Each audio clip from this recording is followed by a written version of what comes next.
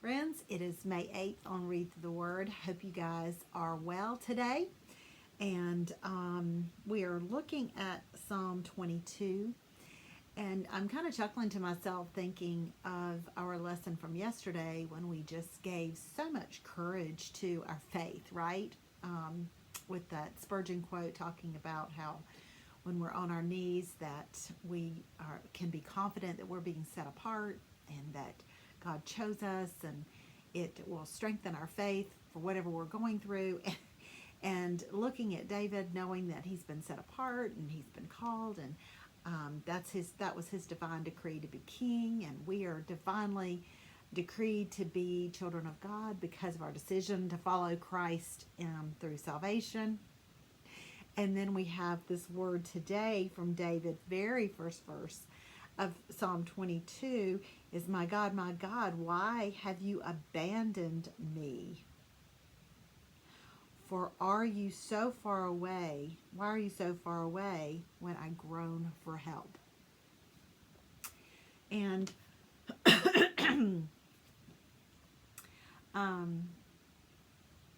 sometimes God changes directions on us, and we have, for whatever reason, put our faith on autopilot, our faith on cruise control, and just kind of got caught up in the routine of it all.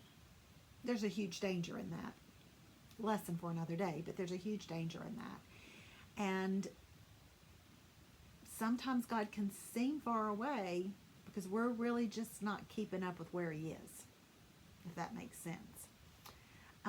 For example, I shared this on social media recently that my little dog, in fact, this will drawer open, I didn't realize that. Our dog Maxie's 15, and many of y'all have seen her over the years and have watched her go from being a little puppy to being a persnickety old lady now. But we love her the same, but she doesn't hear very well. And she doesn't see very well. So we are reluctant to go on long walks because she wants to go with us, but she doesn't hear and she doesn't see well. So she can't hear us calling her if a car is coming, and she doesn't really see us if we're waving to her. So we're really, we're reluctant to go on our long walks, and we don't have a lot of traffic in our neighborhood, but it really just takes one car to run over a dog. It doesn't take a bunch of them. So I went out for a walk and decided I would just walk our property, and we have a few acres, and if I just walk our property several times, I'll have gotten in a good walk, and the terrain is kind of not level terrain, so I'll get a good little walk, and I can feel it. But as I typically do, I headed out off the front stoop, up the driveway, and Maxie just assumes that she knows where I'm going, and she takes off, not running, but a nice little jaunt, because she's going to be the leader. She's always wanted to be the leader. And I know where you're going, and we're going this way because this is the way we always go. But I wasn't going that way. And she got really far ahead of me, and I called her. And I called her loudly. And I clapped my hands, and she would not come back. So I had two choices.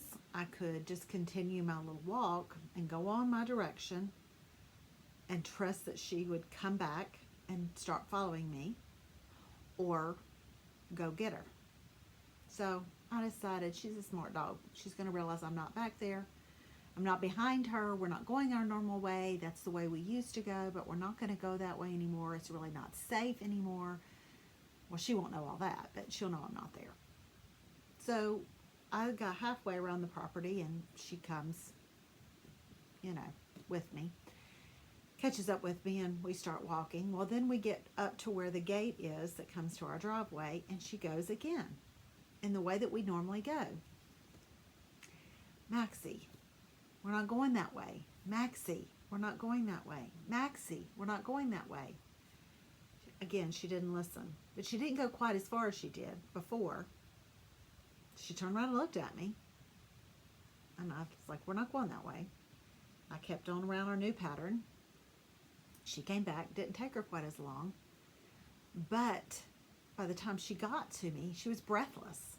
And I was like, I said to her, Maxie, if you would just stay with me, you wouldn't be breathless. You wouldn't have done all that work if you'd just stayed with me. Are you catching what I'm saying? Catching on. Sometimes things are not exactly as they seem. Sometimes we think the Lord has abandoned us. But I love what James Montgomery Boice said. To be forsaken means to have the light of God's countenance and the sense of his presence eclipsed, which is what happened to Jesus as he bore the wrath of God of sin for us. Jesus was forsaken, abandoned. The presence of God and the countenance of God was eclipsed from Jesus, and the wrath fell on us. The wrath that was for us fell on him. God will not forsake us because Jesus was forsaken for us. But sometimes it seems that way. Sometimes it seems, even for David, he felt that way, like he had been abandoned. And as many other translations use the word forsaken. It seems he's far, but he's not. It seems he has forsaken us, but he hasn't. It seems he's late, but he isn't. And it seems he isn't working, but he is. Things aren't always as they seem. So what does one do? With all of these being true, what does one do? Well, I love the way that James 4:7-10 broke this down. We submit to God, we come close to God, and we humble ourselves to God. Yeah, we do. That's how we handle when things don't seem right. He seems late. He seems like he's abandoned us. He seems like he's not working. What do we do? And of course, James talks about in James 1 about those trials. They show the true colors of our faith. And we want our faith to shine. We want our faith to have great colors and great trust in God. One of my favorite verses from many years ago, I was introduced to it through Read Through the Word, reading through the Bible, is 1 John 3:20. And that is, even if we feel guilty, God is greater than our feelings, and he knows everything. He knows everything.